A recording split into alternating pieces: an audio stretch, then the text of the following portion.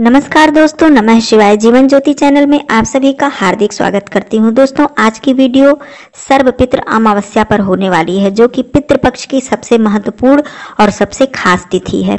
इस तिथि पर हम वो सभी कार्य कर सकते हैं जो कि हम पितृपक्ष में नहीं कर पाए हैं, या फिर किसी कारणवश हम किसी भी नियम को करने में असमर्थ रहे हों या हमसे नहीं हो पाया है, तो वो सारे कार्य हम सर्वपितृ अमावस्या पर कर सकते हैं। इस वीडियो में आप सर्वपितृ अमावस्या पर आप क्या क्या कर सकते हैं, किस प्रकार से पितृ ऋण से मुक्त हो सकते हैं और किस प्रकार से अपने पितरों का आशीर्वाद प्राप्त कर सकते हैं, सारी बातें आप लोग जानेंगे।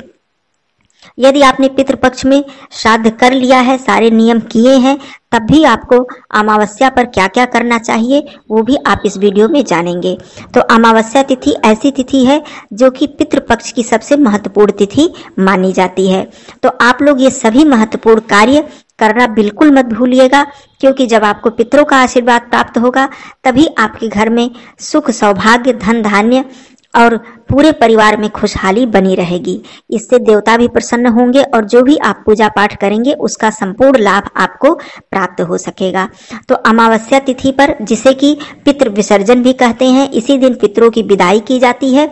यह तिथि इसीलिए बहुत ही महत्वपूर्ण है। तो आइए सारी बातों को अच्छे से समझ लेते हैं। इसके लिए आप लोग वीडियो में अंत तक जरूर बने रहिएगा। चैनल पे पहली बार हैं तो चैनल को सब्सक्राइब कर लीजिएगा। वीडियो पसंद आता है तो इसे एक लाइक जरूर कीजिएगा। कमेंट बॉक्स में नमः शिवाय अवश्य लिखिएगा। दोस्तों, सबसे पहले आइए जान लेते हैं कि पितृपक्ष कब से शुरू हो रहा है और कब अमावस्या तिथि पड़ रही है, अर्थात अंतिम तिथि किस दिन है। इस वर्ष 2023 में पितृपक्ष 29 सितंबर से प्रारंभ होकर 14 अक्टूबर तक चलने वाला है। 14 अक्टूबर को सर्वपितृ अमावस्या है, जिसे कि पितृ विसर्जन कहते हैं। अमावस्या तिथि प्रारंभ हो जाएगी 13 अक्टूबर को रात्रि में 9:50 पर और यह समाप्त होगी 14 अक्टूबर को रात्रि में 11:24 पर। तो इस प्रकार उदया तिथि को देखते हुए 14 अक्टूबर को सर्वपितृ अमावस्या मनाई जाएगी। इस दिन यदि आपने पितृपक्ष में सारे नियम किए हैं, अपने पितृ का पिंडदान और श्राद्ध वगैरह कर लिया है, तब भी आप ये मत समझिए कि आपके सारे कार्य संपन्न हो गए, अब हमें अमावस्या पर कुछ नहीं करना है।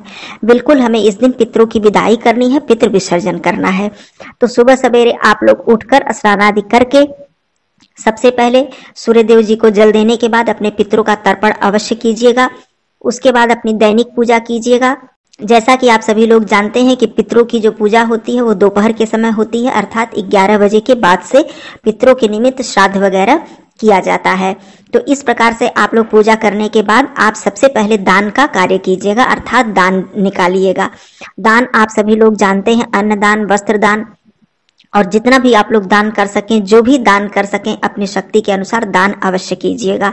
दक्षिणा अवश्य रखिएगा। उसके बाद आप लोग बहुत ही प्रेम पूर्वक, सात्विक और स्वच्छता से आप लोग भोजन तैयार करवाइएगा। इस दिन ब्राह्मण को भोजन अवश्य करवाया जाता है। यदि आप ब्राह्मण को भोजन नहीं करवा पाते हैं तो आप किसी भी गरीब को, किसी असहाय को, जिसको भोजन की आवश्यकता है, उसको भी आप लोग भोजन का दान कर सकते हैं। किसी अनाथ आश्रम में, किसी वृद्धाश्रम में भी आप लोग भोजन का दान इस दिन कर सकते हैं। ये बहुत ही पुण्य देने वाला कार्य होता है। तो इस प्रकार से स्वच्छ सात्विक भोजन बनवाइए। सबसे पहले उस भोजन को आप गौ माता के निमित्त, कौओं के निमित्त, चींटियों के निमित्त, कुत्ता के निमित्त जरूर निकालिए और देवताओं के निमित्त भी इस दिन भोजन अवश्य निकालिए। इस दिन गाय के कंडे पर सूक्ष्म हवन कीजिए और वहां पर आप देवताओं के निमित्त आहुति अवश्य दीजिए।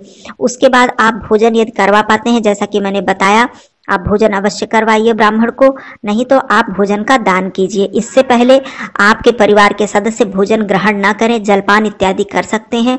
जब तक कि उस भोजन को आपने ब्राह्मण या किसी के भी निमित्त बनवाया है उन्हें न दे दें, दान न कर दें, तब तक आप लोग भोजन मत कीजिएगा।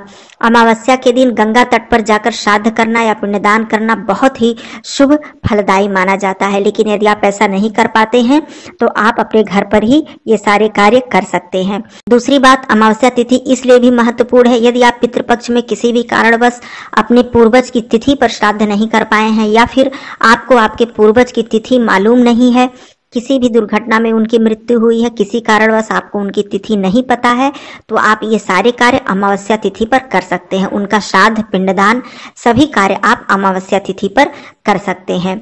दूसरी बात मैं यह भी बता दूं कि आप पितृपक्ष में जो भी आप श्राद्ध कर्म पिंडदान इत्यादि करवाते हैं, जिस भी पंडित जी से, ब्राह्मण से, बहुत ही सुयोग्य ब्राह्मण से ये सारे कार्य करवाने चाहिए, जिससे कि आपके जो भी कार्य हैं ये विधि विधान पूर्वक संपन्न हो सके, उसमें किसी भी प्रकार की त्रुटि या दोष न रह जाए। तो इस बात का भी आप लोग ध्यान अवश्य ही दीजिएगा।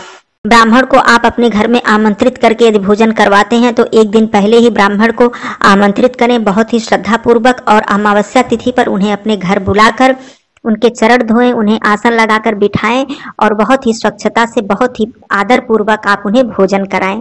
जब तक वो भोजन नहीं कर लेते हैं तब तक आप उनके पास बैठें, और इस दिन अपने पितरों के पसंद का भोजन बनवाना बहुत ही शुभ होता है। कहा जाता है ऐसा करने से आपके पितृ प्रसन्न होते हैं। तो भोजन इत्यादि करवाने के बाद उनके चरण स्पर्श करें, उनसे अपनी किसी भी प्रकार की हुई त्रुटियों के लिए, गलतियों के लिए क्षमा मांगे, उन्हें दक्षिणा दें। उसके बाद उन्हें फल, मिठाई इत्यादि देकर उनकी विदाई करें। इस तरह से आप अपने पितरों की विदाई करते हैं। इस दिन आपके द्वार पर कोई भी आ जाए उसे खाली हाथ वापस न जाने दें। अमावस्या तिथि के दिन आप पीपल पूजा अवश्य करें, पीपल में जल दें। संध्या के समय पीपल के समक्ष आप एक सरसों तेल का दीपक जलाएं और अपने घर के दक्षिण दिशा की तरफ पितरों के निमित्त भी एक सरसों तेल का दीपक अवश्य ही जलाएं। यह कार्य आप प्रत्येक माह की अमावस्या तिथि को भी कर सकते हैं। दोस्तों, हमारे जीवन में तमाम परेशानियां बनी रहती हैं। हम किसी न किसी रूप में, किसी न किसी कारण से परेशान होते हैं, जिसका कि सबसे मुख्य कारण होता है पितृदोष। पितृदोष अर्थात यदि हमारे पितृ हमसे नाराज रहते हैं, असंतुष्ट रहते हैं, रुष्ट रहते हैं, तो हमारे ऊपर पितृदोष लगता है। इसके कई कारण हैं, आइए जान लेते हैं। यदि आप अपने धर्म से विमुख हो जाते हैं, अर्थात अपने धर्म को नहीं मानते हैं या फिर अपने संस्कारों को नहीं मानते हैं। दूसरी बात, यदि आप पितृपक्ष में अपने पूरे पितृपक्ष के नियम को नहीं निभाते हैं, श्रद्धा से आप पिंडदान इत्यादि नहीं करते हैं, श्राद्ध नहीं करते हैं, इससे भी आपके पितरों को बहुत ही कष्ट होता है और वे असंतुष्ट रहते हैं और आपको उनका आशीर्वाद नहीं प्राप्त हो पाता है। यदि आप अपने जीवन काल में अंतिम बार जाकर गया पिंडदान नहीं करते हैं, तब भी आपके पितरों को मुक्ति नहीं मिल पाती है और न ही आप पितृदोष से मुक्त हो पाते हैं। स्त्रियों का अपमान करना, गुरु का अपमान करना या धर्म विरुद्ध आचरण करना, ये सारे कार्य आपके पितरों को रुष्ट करते हैं। तो इन सब बातों का भी अपने जीवन में ध्यान अवश्य देना चाहिए, क्योंकि जो पितृदोष है ये बहुत बड़ा दोष है। पितृदोष आपके घर में यदि रहेगा तो आपको आपकी पूजा का कोई भी फल प्राप्त नहीं हो पाएगा और आपसे देवतागण भी प्रसन्न नहीं हो पाएंगे। तो इसलिए अपने सारे नियमों के साथ साथ इन सब बातों पर भी ध्यान आप लोग अवश्य ही दीजिए। तो सर्वपितृ अमावस्या पर ये सारे कार्य कीजिए और अपने पितरों का आशीर्वाद प्राप्त कीजिए, उन्हें प्रसन्न कीजिए। फिर मिलती हूँ अगले वीडियो में, तब तक के लिए धन्यवाद। नमः शिवाय।